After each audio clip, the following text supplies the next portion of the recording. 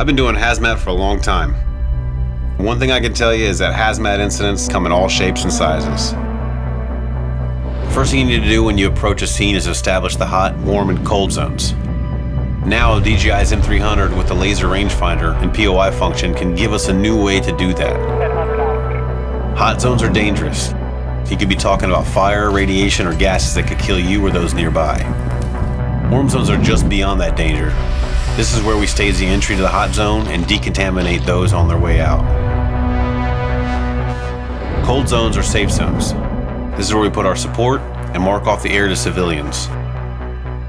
We could use DJI's M300 to set our zones quickly and safely. That's good for the public, and that's good for us. As we started pushing the limits of the drones to see what we could do with them, DJI has been working with us and letting us have some input on how we can improve the drones.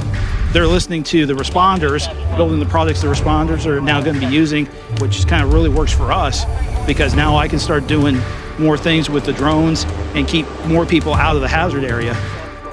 With the drone, you can get in close to see the incident without putting any of our people in harm's way. The new AccuSync will let us get up to about 6 miles away, and under the wrong circumstances, you want all the distance you can get. With the drone, you can also get around much faster than waiting for someone to gear up and get decon established.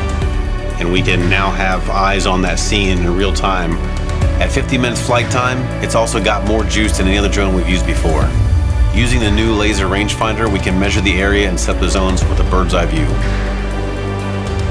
We've been using DJI drones for a few years now to stay safe, improve efficiency, and do our job better every day.